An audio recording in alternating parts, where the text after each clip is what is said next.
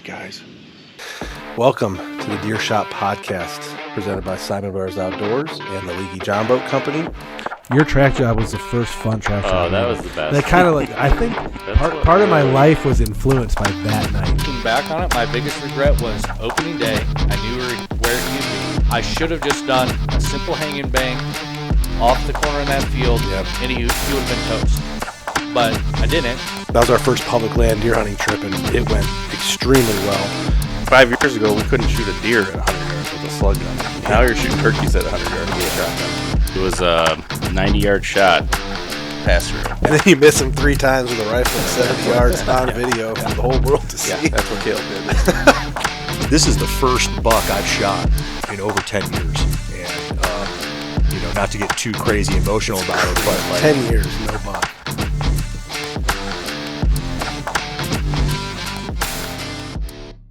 All right, Deer Shop Podcast, episode 57. I'm going to title this one, All Good Things Are Here. Or Just they're on the horizon, that's for sure. Deer season is about to begin. When this airs, we will be 13 days away from hunting in Kentucky.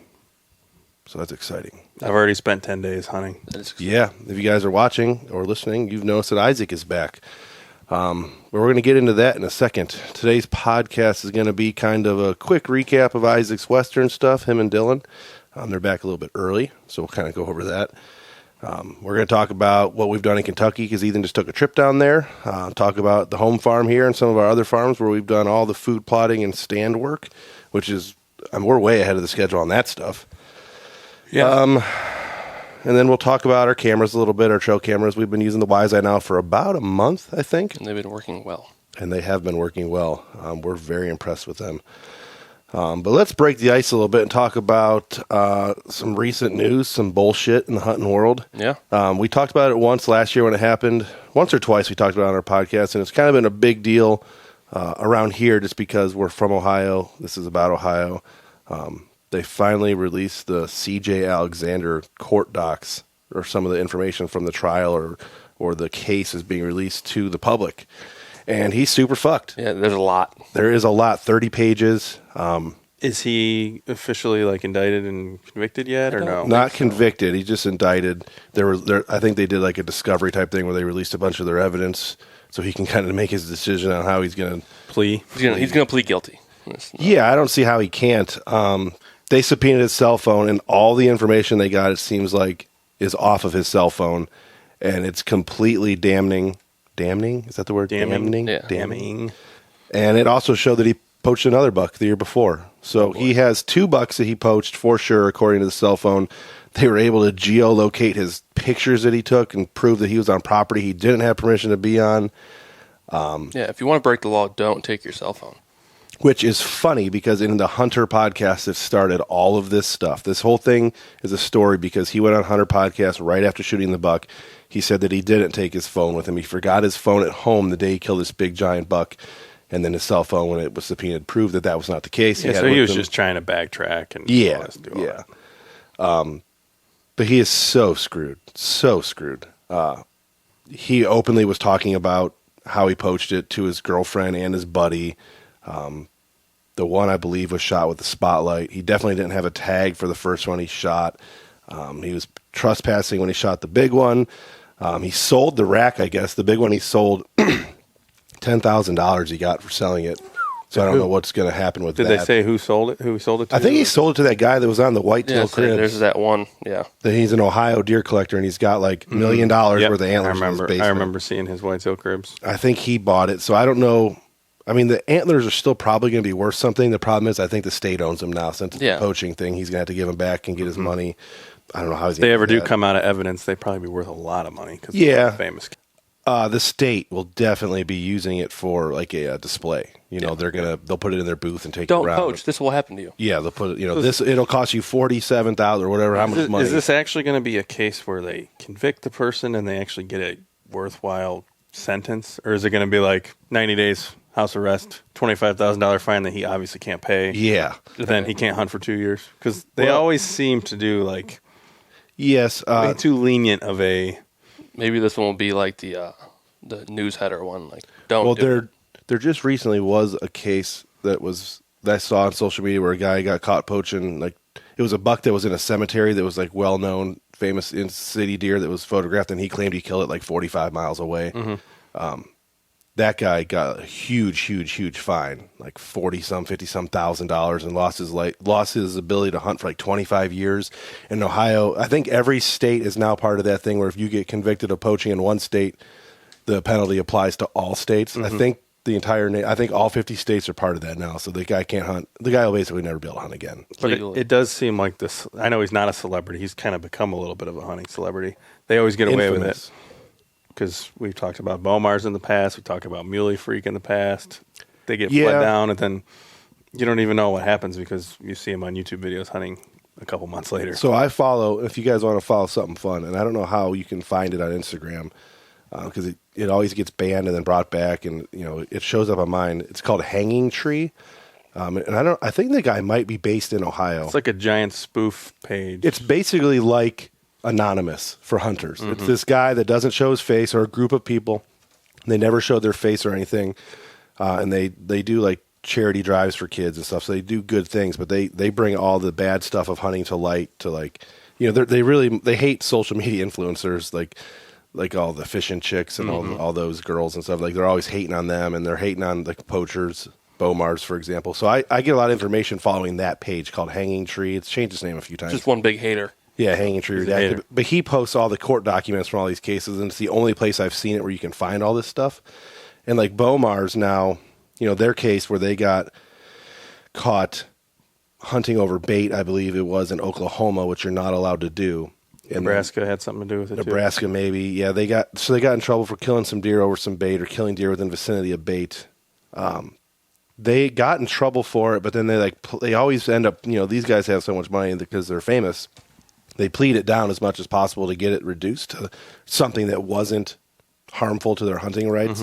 And now I saw that they're like countersuing the outfitter and the state to save face. Yeah. You might know more about than I do, the Muley Freak thing. Well, the Muley Freak thing, obviously he was on the Hunter podcast too. Yeah, for hours explaining his case. And then it came out afterwards that everything he explained was kind of wrong.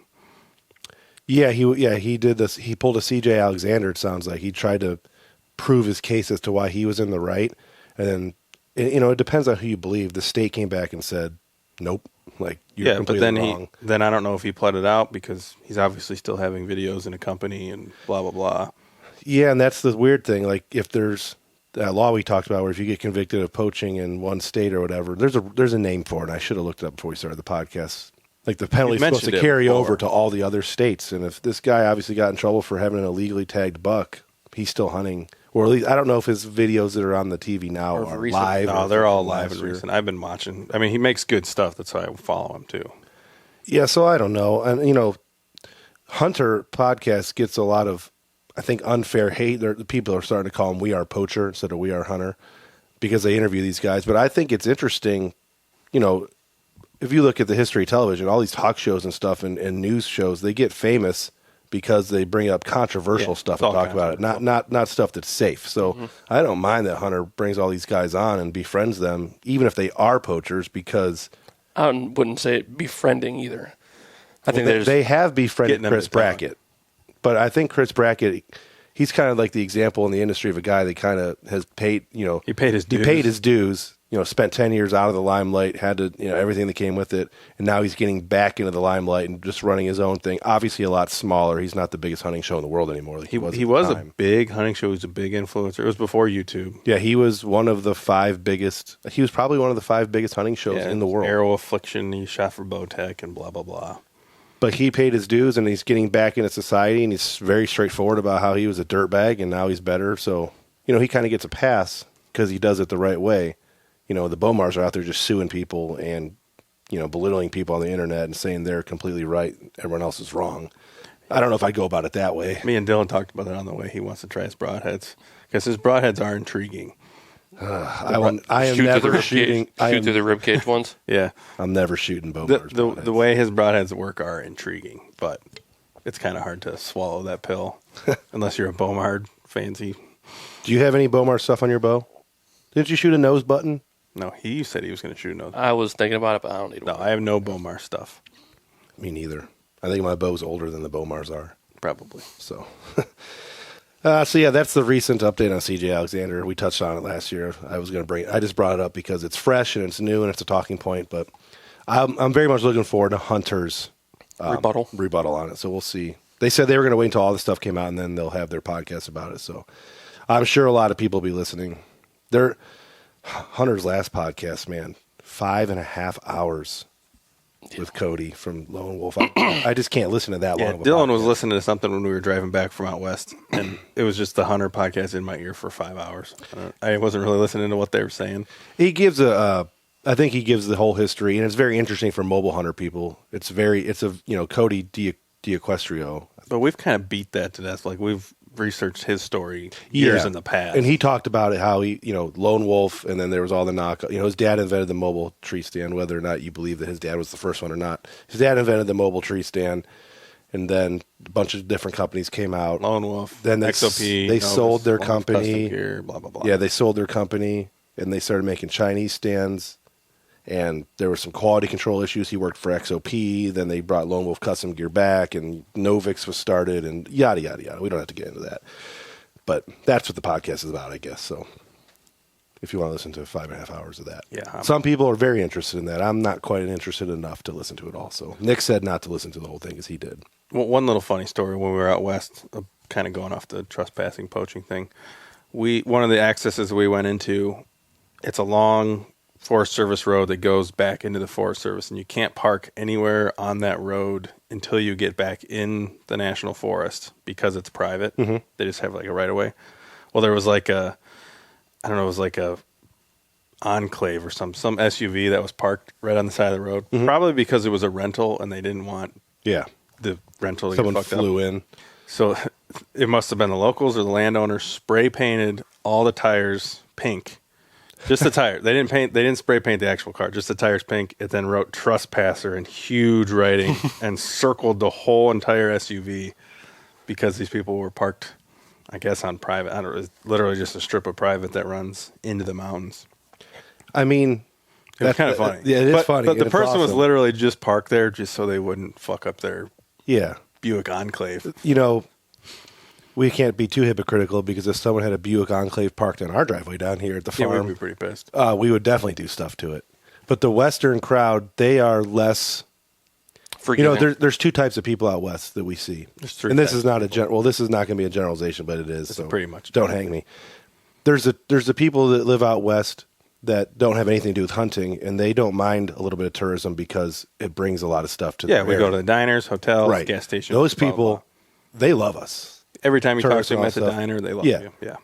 Then there's the landowners out west, just ranch owners and stuff. Nothing to do with hunting, just landowners. Especially the ones near public land. This is the Yellowstone thing. They fucking hate us. Yeah. They hate everybody. 'cause they're They near- even hate the other locals. And they're They near fucking public hate land. everybody. Even the ones that have livestock on public land. Yeah. Because they do all the leasing where they can have their livestock run around on the John national Duttons of the world. forest. They hate hunters. They hate 'em. Every time I've run into them, they're like, "You guys scare my cows." Blah, blah. I'm like, "Your cows are on BLM land. Like, this is literally public land. Your cows are on."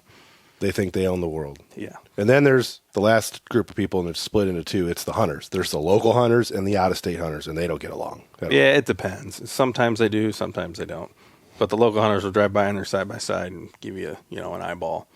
Yeah. You ain't from around here. Yeah. Stupid Ohio people walking down the trail. But it's a whole other argument you could have. Without the money that we bring in, buying tags and blah, blah, blah, they wouldn't even have any of these accesses to hunt. So. Well, and it's also funny because a lot of those guys are not landowners. There's a different ballgame out west. So these guys that are locals hunting are mad at you for hunting, but they don't own any hunting land either. They're on public they land. only just, they have a tiny little apartment in Boise or whatever. Like, they're whatever state.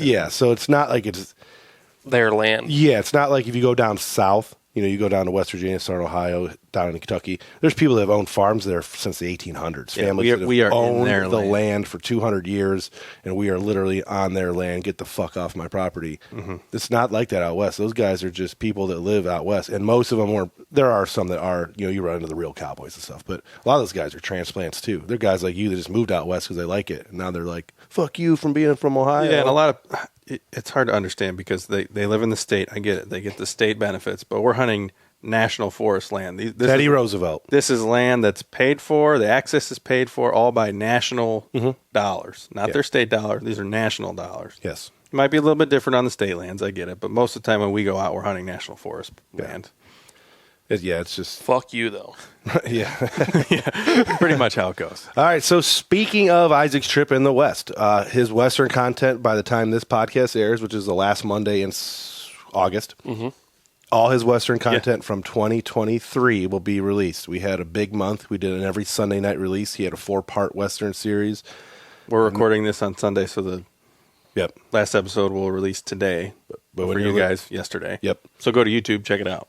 And it has been it did better than expected. We obviously wanted it to do really well metric-wise, and we were pretty excited for it, but we didn't know how it would really go. We've never done August Western releases before. Yeah, I mean, no spoilers. Obviously, all the videos are out. It was weird. The first video is the only video with a kill. And it did the worst. And it did the worst. It just started People really don't care slow. about killing. We've discovered that. Yeah, they kind of like the story. We have discovered that the killing is not as important because, like last year, Luke's buck is the best episode we had, really killing-wise, and it was one of the worst ones we released. Speaking of that, though. We'll get into that in a second. We can make the argument that maybe YouTube kind of nixes the killing videos a little bit more as well, but that's a whole nother argument. Yeah. Maybe YouTube suppresses the videos that have the killing in them. I mean, you honestly, you titled the video "The Killing." So, yeah, I mean, I did that on purpose. Yeah. We can do whatever we want. Yeah, we can. But his Isaac's Western films did very good, and they are very good. So go watch them. They're very cinematic. They're different than our deer hunting stuff. Obviously, we try to do a little bit more cinematic style stuff than most guys are hunting deer. But when you get out west with the big cameras, the big lenses, and the big views, it's awesome. Yeah, it's pretty awesome. It is very awesome. And I won't get into the trip too much. You can ask me a couple questions. Yeah, we're gonna do a designated podcast with Dylan in the next couple weeks, probably. Well, should you do it? I've been thinking about this. You're going to release a film probably next year. Yeah, we have enough footage for a good film. So there'll be a good long film next year, probably in August. We could record the podcast and release it later on, like we did last. And that's what I was going to say. We'll probably have your guys' podcast about the trip go live the same week that we release the film, which will be 1 year from now, probably. Yeah, it'll literally be like 1 year from today. It's like a blast in the past, just kind of like we did with the last. Yeah. So you don't have to record it right away. You can if it's fresh, or you can sit on it for a while. We might need to sit on it for a little while. I know you want to get Jay involved because he's going to be hunting out west here soon. So we'll kind of cover all that. But yeah, Isaac and Dylan are back. They weren't supposed to be back yet. Yeah, we kind of gave ourselves a lot of wiggle room that if we were having a good time getting on a lot of animals, we could stay. We could have stayed for almost a whole nother week, but it didn't really go that way. So we cut our losses and headed home. Well, it's interesting, though, because from our point of view, being back here at home and just getting like an update every day or two, our point of view was that you guys were seeing lots of big mule deer. You had encounters with elk. It didn't seem like the trip was that going badly, but, you'll talk about this in your podcast, but the weather, 100 degrees beating. Yeah, the weather, the temp, the access to this area. We were in a very limited unit to where the last day we were there, we literally drove around the entire unit. We did a whole circle around the unit. Probably took us 4 hours on, gravel roads. And we could find 1 or 2 spots that you couldn't take a 4-wheeler up the mountain. Yeah. And the 4-wheeler guys are just beating the shit out of you guys. Yeah, and so we didn't really have too much of an issue running into those guys. It was the fact that we couldn't get in any of those places without hiking 5 miles on a 4-wheeler trail. And how is that worth it when they can just zoom right up? Yeah. Yep. So we'll get into that stuff. But Isaac's back from the west. Spoiler, you miss an elk. Yep, missing elk again. Missing elk again. 2 years. 2 years running. Wow. You're going to have some work to do with these elk. Yeah. I think next year is going to be a repeat of a hunt that I've done in the past. And I'm killing. There's no denying it. But anyways. I hope you do. So let's talk about whitetails. Before we start talking about Ohio, because we got a little bit of time on that, let's talk about Kentucky. Trappers from Kentucky. It's looking good. It opens in 13 days. Yeah. Ethan took a trip down there to swap out Tacticams with Wise Eyes. Hung stands, did some scouting from afar, some summer glassing, and we have never had a trip planned where we have been so. What's the word I'm looking for? I mean, we are confident. Confident, yeah, but it's still hunting, so we're still at the. Yeah, but we have, It's kind of a unique situation too because you guys are hunting private land, so you don't have to worry about pressure from other people. So you can kind of share some of the stuff that's going on. Yeah, and there's no one from up here definitely knows where we're hunting at down there per se. So it's not like someone's going to move in on us. And if you're a local down there, you probably don't even know that we're hunting there. You know, you're not listening to this podcast and watching us for the most part. Yeah. So it'd be very hard for someone to kind of figure out where we are. Private land that does border public. It does. There's public close by. Yes. There's lots of public close by. Like it's all in the Daniel Boone. Yeah, lots. Which is like half the state of Kentucky. Yeah. And we have... have you guys looked at any of the public? Does it look any good? Or he hunted it. He hunted the public last year. And that's how you stumbled upon this property, right? Yeah, it's terrible. Hill hunting in September is terrible. Yeah, we've done it in the past. There's an old video you can go back and watch. 4 minutes. The video that we spent $5,000 making and filming for a week that's 4 minutes long and no kills. No, there's only a few deer in it at all. No bucks. It's a learning point. It is a learning point. And I learned that point last year on the public. Yeah, and Ethan tried it again last year, and he just got punched in the face. You can kill big deer on Kentucky on public land in September, but most of those deer are in the bow-only counties that get killed, the big ones. I mean, if you kill a velvet hill country, September whitetail in Kentucky, you're a fucking man. Yeah, you're a bad man. You're a bad man. So speaking of that, is there any possibility for rut hunting down there, or do the rifle seasons line up weird? We kind of talked about this last night. I don't see why not. If we still have tags in our pockets, I don't see why we wouldn't hunt. Does the rut hit a little earlier, a little later, about the same? A little bit early, I would assume, because it's just a little bit hotter. Yeah, I mean, we're a couple hundred miles, we're 500 miles, 400 miles south of where we're at here. So it is southern deer hunting, but yeah, I mean, we can hunt. They have a rifle season during the rut down there. And it's any rifle, too. Yeah, I mean, we can take the howitzers take the old 25-06 down there. Shoot from 300 yards across the field. Yeah, we might as well just hunt the fields and, hunt scrape lines, look for cruising bucks. But, hopefully we don't have to worry about that. We can kill in a couple weeks. We're going down 13 days. It's a big trip plan, big filming trip plan. It's the kickoff to the Deer Camp Chronicles. It'll be episode 2 of the Deer Camp Chronicles this year. Born Again's coming. It's episode 1. No, I have so much stuff for episode 1. Oh, yeah. We got episode 1 of the Deer Camp Chronicles will be recap of last year, shed hunting, all our summer glassing, our Kentucky trip, this West Virginia trip I'm going on to get the cabin ready next weekend. It'll be all the build-up. So episode 1 will just be build up to Kentucky opening day. Gotcha. And these will start dropping second, third week of September, something like that? Yeah, so the pilot will be, I got to do the math here. I have one more deer stories to edit up, so it'll be 4 weeks from now. I think the pilot episode for Deer Camp Chronicles will be opening weekend of Ohio. That's Sunday.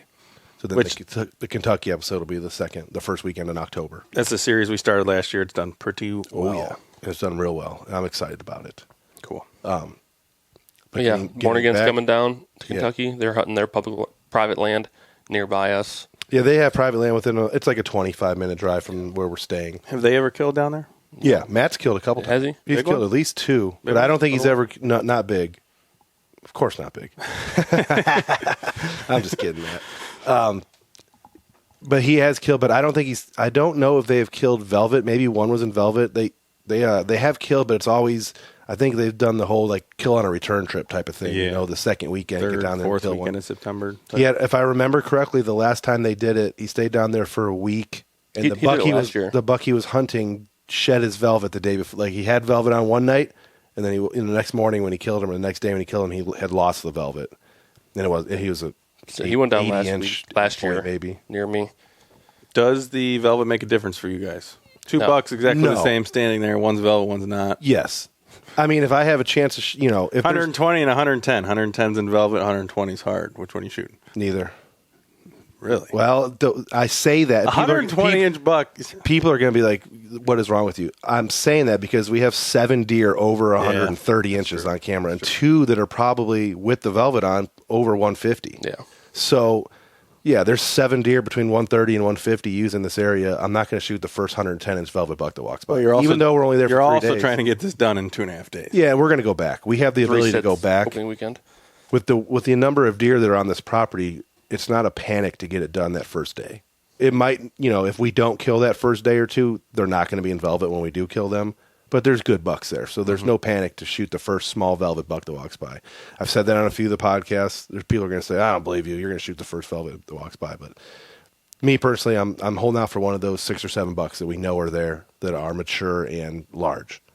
That's cool. Yeah. Should be a fun trip. And the season is kicked back to almost the second week. Yeah. So they might be out of all of them. Could be close to September 7th is when it opens, as opposed to sometimes it opens September 1st. So Yeah, we're last year losing was a week September on. 1st. Yeah, we're losing a week of possible velvet, which is fine, I guess. Yeah, I mean, to answer your question, if there's a 130-inch velvet and a 130-inch non-velvet standing side by side, I'm going to shoot the velvet one. Yeah, but there's a 140-inch non-velvet, and they're still bachelored up. So we say this with the possibility that there's going to be multiple shooters in front of us. There's running groups. I've noticed that. Yeah, there's different a couple groups. Yep, different groups down there. And you're going to be doing some double filming, so there's going to be some pretty high quality film going on. Yep. Awesome. Ethan's going to be single filming in his spot, but it's a spot where he can have the cameras ready to go. So when the action happens, he can pretty much click and point and shoot. Yeah, click and kill. And there might be some self-filming going on depending on how many other people go down. We're trying to talk a couple other guys that go down with us. The tags are expensive. They're like $300+ to get the tag. So it's an investment if you want to be a hunter. But we have plans to go down at least twice and then possibly a third time if we need to get it done this year. But to break down what the hunt looks like, it's a bottom full of beans. So there's probably the fields are probably about 200 acres ish, but they're only half planted. They're CRP. Yeah. So they're half CRP, half beans, and it's a lowland bottom. The high ground around it's public. The lowland is private. With a river running through it. Yeah, so like the deer are using these bottom beans to feed. You were down there, did some night scouting, watched a bunch of bucks come out. If they stay on the same pattern they are now, someone is going to get an opportunity. Mm-hmm. I was looking back through the pictures. There has not been one evening where a shooter buck didn't walk by one of the stands. And there's been plenty of evenings where multiple shooter bucks walk by multiple stands. So all we need is one shooter something buck. We've never had. An opportunity right. we've never had out of state for sure. Yeah, when we're going out of state, we're either going to we're going to public land where we don't really have anything patterned. We might have some cameras out showing bucks in the area, but nothing's patterned. So we're kind of scouting our way in and hunting as we go. Or we're going to West Virginia, which we're very familiar with, but it's kind of a crapshoot. Yeah, I mean, we know we're going to see bucks, but we know it's going to be hard to get on something that's large. We're going to see plenty of deer. There's no patterning deer down there. No, that's basically impossible because we're either hunting the rut or we're hunting gun season where the deer are being pushed like crazy. So, we might go down and hunt West Virginia a little bit earlier this year if we have a weekend or something, a couple of days that works. But this is the first time we've ever been this confident in an out-of-state trip. I mean, I can say I believe there's probably a 90% chance that one of us gets a shot. And there's at this point, a lot can change in 2 weeks. A lot can change in 2 weeks, but right now it's looking very promising. So we're very excited. It would be awesome if you could go down there now. Yeah, if we could go down there this weekend, we would have. A buck walked by my stand this morning, killable. Because I think there's only one whitetail season open right now. Tennessee. And it's the muzzleloader rifle or whatever. Yeah, I've seen Jacob Emery's group. He's been on our podcast, talked about the Tennessee hunt. They killed something this weekend. So it's like a private land rifle hunt, early season weekend, weird thing. Yeah, and he said things are changing. Like things were changing by the week. So it was. It seems like it changes like every year. Yeah, I don't know much about it because it's an interesting little hunt. That's all. Used to be bow only, used to be muzzleloader, used to be private. A lot of people are getting ready right now. Western stuff. There's been a couple states that have opened already, but most of that stuff opens tomorrow or next Monday. Usually the first weekend in September. Okay, so that's when we'll start seeing a lot of stuff online of people shooting big muleys. You're done Western hunting this year now. It's over. Yeah. You're not going out there for anything? No, we really limited we talked about that a lot. We really limited ourselves. We gave ourselves a solid 2 weeks out there that we could have stayed. We are kicking ourselves for not getting another tag, not picking up another tag somewhere else, moving ship because we only had the one tags, and that's all we had. Well, you've had that problem in the past where it's like the opposite of your problem now. Is you have too many tags, and then you're like, I'm trying to do this, trying to do that, and you're scared. Yeah, you did. So this one, we tried yourself thin. We tried to limit ourselves so we could focus on one thing. But when that one thing kind of sucked, we really limited ourselves. Yeah, but we're back. Yeah, it's fine. Western hunting is, for people like us guys from Ohio, it's tough to coordinate and do these long Western hunts. It's not an easy thing to do. The barrier of entry is huge because of the drive, because of the cost, because of the tag cost, time off. And with the economy right now, the driving costs and staying places cost is incredible. It's insane. It's insane. A hotel is $225 a night. That's crazy. Anywhere in this country. And we're talking about a shit hotel. Yes. Anywhere in this country. And you need at least one on the way out, one on the way back if you want to do any showering, laundry while you're out there, which we were going to be out there for 2 weeks, so we obviously had to. Yeah. It's insane, the cost. It almost brings up the point of maybe you want to stay somewhere, some lodge or something, because it could be cheaper. We've talked about this in the past. Oh, is Outfitters going to start getting used? Or definitely not outfitting, but maybe private land. So you brought up some points last night. And there's something to be said about the way the old Chathamites, the old guys from Chatham back in the day, would take huge camps out to Colorado. Yeah. Basically have a major base camp with camp. Sometimes they even brought campers and they brought their 4-wheelers and they were out there for a month. You're working your way that way. Imagine having a camper with air conditioning, water, and a shower that you can go back to. A base camp. Maybe not even every night, but a place to do all that stuff. And then having your side-by-sides and quads out there so you can access things that are 12 miles off the trail, off the road, as opposed to, you guys beat the shit out of Dylan's truck. Oh, yeah. We were taking his trucks always break on these trips. His full-size truck, so his, GMC 2500 down basically 4-wheeler trails. Yeah. And that was just that for truck's us. too heavy to be doing that stuff. That was just for us to access somewhere to hike into. He's got the Denali, right?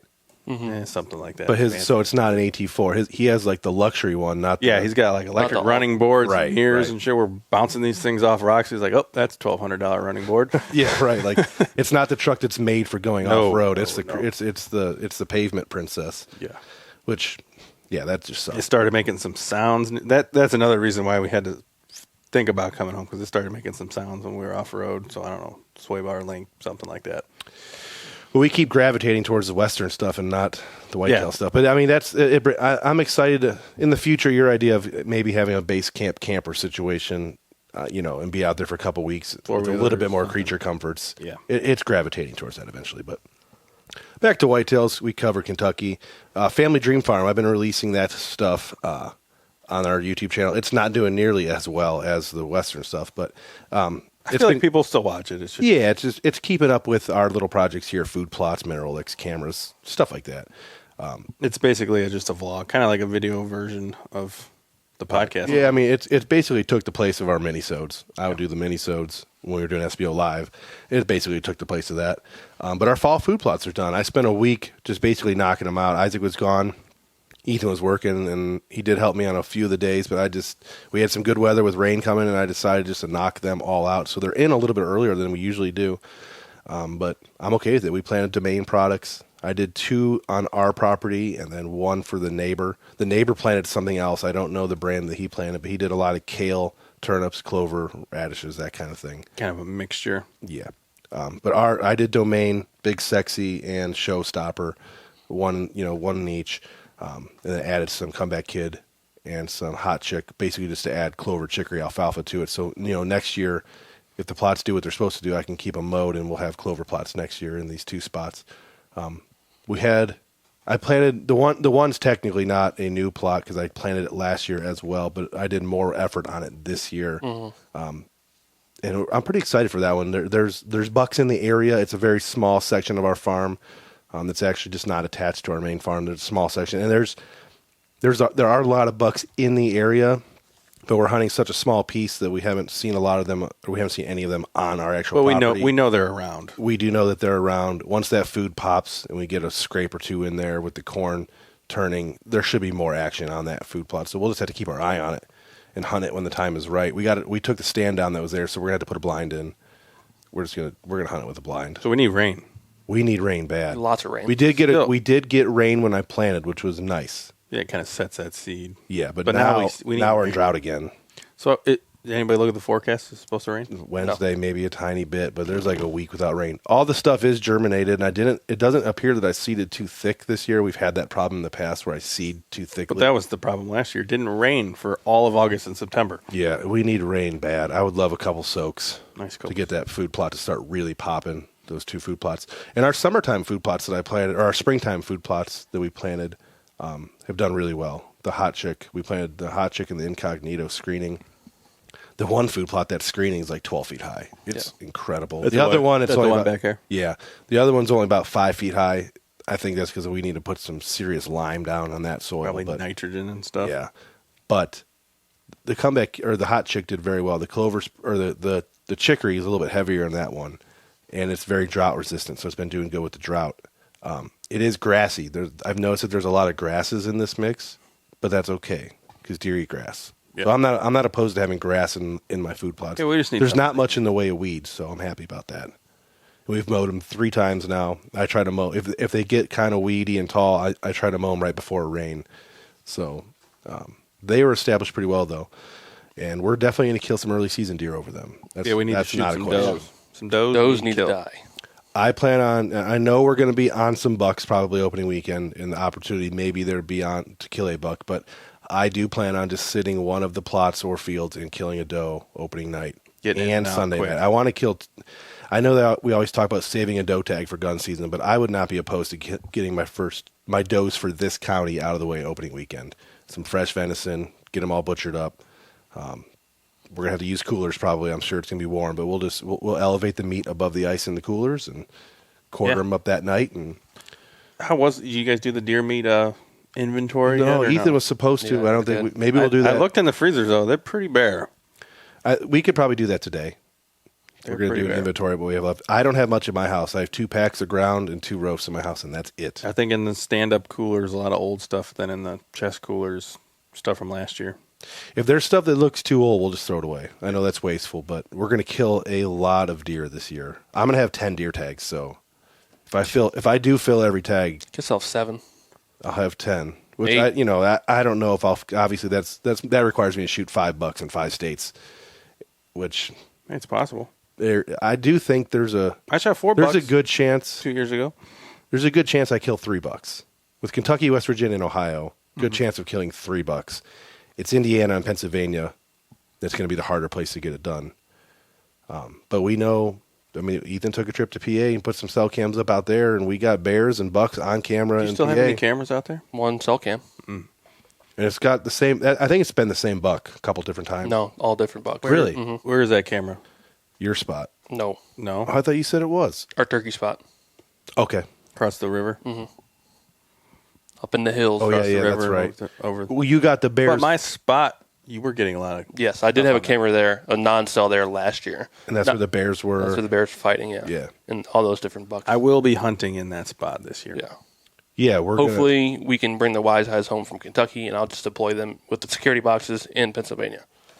Yeah. because of the bears. Yeah, and people. So we talked about this last year on the podcast, and then we ended up not doing it. We didn't actually hunt Pennsylvania at all. We made a big push, and we're trying to hunt Pennsylvania, and we didn't. The year before, Isaac did hunt it. But this year, we are going to hunt Pennsylvania. Yeah, I have it etched in my calendar already. I'm going.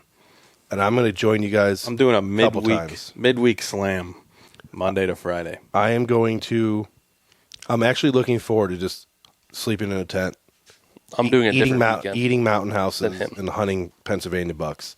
I did not get up there because of everything this spring.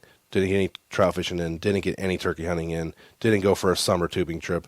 So I very much miss that area, and I'm ready to go and spend some time in the tree stand with the possibility of killing a bear or a buck. I'm going bear opening weekend. The bear season lines up a lot better this year. It doesn't end. For some reason, the year I went, it ended early November, like first, second day. Now it goes into the second week. So I don't know. I have talked about doing some solo stuff up there. I just don't know if I will, because if I kill a bear, I wouldn't know what the fuck to do. yeah, and the bear. I would literally just drag it to my truck and drive it home to Ohio to help me. Well, the bear do whatever it rules- is I need to do with the dead bear. The bear rules are weird. You got to take it into town. So the nearest town for us is pretty far away. You got to take it into a town with a DNR station, and they have to check it in. Yeah, so I'm only going to go up there with one of you two guys so we can help each other get a bear out and get it to a check station. And if anybody from Pennsylvania is listening, the laws are really weird. It says you're supposed to take the whole bear. Yeah, that's going to be tough. So I don't know if you just take all the parts of the bear, because if I shoot one where we hunt, you got to quarter that thing out to carry it out. There's no way you can pull a 250-pound bear hole out of there. It's impossible. Yeah, I mean, I don't know. So I think it'd I would almost just be have- worth calling the if you shoot a bear back in some of these places, it's almost worth just calling the game warden and being like, "Hey, man, I just shot a bear, 5 miles from fuck all. Yeah. Like, what am I supposed to do? Tell me what I'm supposed to do to get this Yeah, bear. I'm gonna Because you take could that unlock this cooler- gate, please, and I could get my truck back there and grab this bear. That'd be very nice, Because I'll take that cooler and it'll just have the whole bear will be in that cooler, just in many pieces. Yeah, so I don't know. We'll have to figure that out. I know the bear gun season there is a huge thing. They do bear drives. It's a community event. Everyone goes to check. Yeah, there's a station. muzzleloader season in October. That's obviously before we'll be hunting, which I think that's what gets all the bears stirred up because they do giant bear drives. And we bring this up because we have we're only running a few trail cameras a year up there, and we only go up there a couple times a year, and we run into bears in person often, and we get tons of bears on our trail camera. So in there's daylight. a healthy population. Yeah, where we go, there are a shit ton of bears. So we're looking. I mean, That's almost going to be my main quarry while I'm there. it's funny because some people hate Yeah, bears. so I ran into a but local I love it. last time I was there 2 years ago. I ran into a local. He was pulling stands down, hunting, whatever, and he hates seeing bears. He said he had that problem once. He shot one way back in the middle of nowhere. It's 300 pounds. He drug the whole thing out. Took him all day. Had to go to town, which is 2 hours from his house. I think that'd be the greatest adventure of our lives. You know what I'm saying? He just wanted to shoot big bucks. And he did show me some pictures on his phone of some big bucks. Well, he's when got. we were turkey hunting up there, man, we ran into a guy. He's like, "Yeah, my buddy killed a 150 last year, right here, like in pointing." this valley. I'm like, "God damn!" We've been coming here our whole life, and we thought there were 6 points only. Yeah, They're there. You just got to find Yeah, they're there. I'm excited for Pennsylvania. I'm very excited for Pennsylvania. I guess we could wrap up towards the end here with the Wise Eyes. They've been doing well. We're running them in 2 states. We're about to take them down to West Virginia to run them in a third. I feel like you've probably sold more Wise Eyes for them than anything else because everybody asked what cameras we're running. I've had a lot of people ask us, and the things I like so far. We do get some false triggers, but that's user error with weeds and facing the sun, and all that stuff. It's But going to happen. the pictures, just the regular pictures that are sent to the phone, are so crisp as opposed to the Tacticams what they were sending. I mean, they're just very good looking pictures. And I don't know how you guys. So there's we have 13, 14 cameras on the app now. 15 more. 15. I don't know how you have to spend hours a day looking through. I these just- pictures. so I I've- pull up my app and I'm like, there is 1,200 pictures from last night. There's no way I'm looking through these. I just rely on Ethan to make sure he puts them in the group chat. Like, oh, this buck showed There's up. 100% been some bucks on there that have probably snuck through and nobody saw them. I don't see like 'em. I don't like the app. I wish you had a better way. Like the Tacticam app was perfect. You could either do a feed and scroll through every picture really fast, or Check each have camera. each individual camera labeled out there. Kind of like Spartan had that pretty nice, where each camera had its own like section on the app that was easy to navigate to, and then you could just scroll through each individual camera. The weird The why AI, you can do that stuff on that app, but it doesn't. It's not. it doesn't It's a learning save curve. and it's not. It's a learning curve for you compared to like last year. Yeah. You just need to take the time to learn it. the weird Well, AI they thing on compress the pictures, which I don't like on the app. Like they don't leave the aspect ratio when you're looking at the thumbnails the same. correctly. They like squish the pictures up to make them look weird. And then the AI thing, like, it says this is a It's a deer, predator. a boar, a predator. Like it like labels the picture. Lots of crows have been turkeys. Yeah. Yeah. My favorite's the groundhogs. Is hogs. Hog Yeah, spot. hogs. Hogs. Yeah, Yeah, 'cause before I had the notifications turned off on my phone, it'd be like person, buck. Yeah, like yeah. it'll tell you on your phone that there's a person on your trail camera. I have the Matt out there notifications checking turned the trail off. camera. I have the notifications turned off on my phone as well, but my watch doesn't. So I'll get like a ding on my or it doesn't actually vibrate or anything, but like I'll look at it and It'll just say person. it'll say like there's a person at Kentucky Stump Lick. It's very weird. I bought some cheap stealth cams off a neighbor, and they suck. I want to throw that out there. I bought like 8 or 9. You're telling me the 8 years used stealth Yeah. cams suck? I mean, No. it sucks because I put them in places where we were running like bogs and brownings, just to like I want to move this video cam somewhere else, so I'll throw up a stealth cam here on picture mode. And the bogs are getting 300-400 videos a week, and the stealth cam gets 28 pictures. You can't tell me that the deer just stopped using it the moment I put the stealth up. So is it pretty much Wise Eye for cell cams, Muddy for cheap cams, and then Bog and Bushnell Bog and Browning for Yeah. video? I haven't bought any new Browning cams in a long time for video because they're so expensive. I'm having a hard time justifying $180 for one video trail camera that's not a cell camera. Those It just doesn't make sense to me to do that. The Muddies are $30 a piece or whatever. The bogs are like $180 too. Yeah, the But bogs. we got them for $35. We've talked about that many You got times 3 of on them? here. Yeah. We should have just bought 100 of them. We should have bought 10 of them, but we didn't know at the time that they were going to be that good. So, but the bogs are super nice. I like how I can just pull the screen out and just scroll through videos real fast on a screen big enough where I can see what the deer is and the date and time. You're not leaning down, going like this, like the Brownings. Yeah, and the Clicking through. Browning screen is so small you can barely, But I'm very happy with it. You guys have anything you want to add? Not really. That's pretty much my world. Yeah. We're going to be doing a bow episode. Yeah, so upcoming podcast, if you're still listening.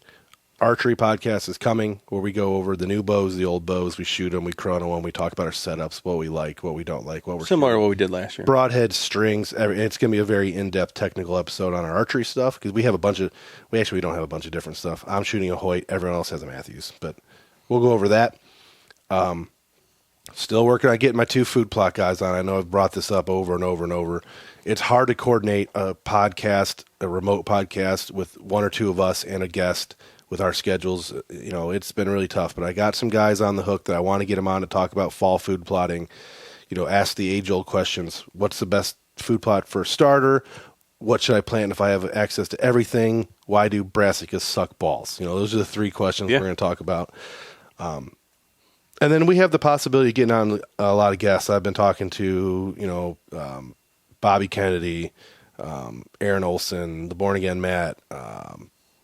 We'll get Justin Czar on again. We'll have some of the deer hunting type celebrities like we did a few weeks ago with Brendan, and we've had these guys on just to talk about their stuff. Some people really like those episodes, some people don't. But we're gonna have that. And then we have open podcast night. So we're having our deer shot party the Friday before deer season opens, and we'll have open podcast night that night. Ryan Kasic's idea. We're gonna set up the small tabletop with the boom mic, and people are gonna be able to get their 5 seconds of podcasting in. Guys that might not normally do it or don't want to spend a whole hour. There's gonna be a lot of people here. They can ask questions. We can ask them questions. They can gloat or not or whatever they want to do. Yeah, it'll be a fun little. It'll be a fun evening. We got a lot of the local hunters and people we fill our social circle with are going to be here in the shop, hanging out, cooking food, watching YouTube videos. I mean, it'll be a good time. So might drink a beer too. I don't know. Yeah, probably. We'll see if we have any beers in the fridge. Might be able to drink a couple, but so that's what's coming down the pike. I'm going to West Virginia next weekend. I'm going to be doing some filming for the Deer Camp Chronicles and getting camp set there. It's all coming together. I'm surprised with how busy we are now. Ethan's got the full-time fire job. I got the baby, all this stuff. I'm surprised at how well we are prepared going into the steer season.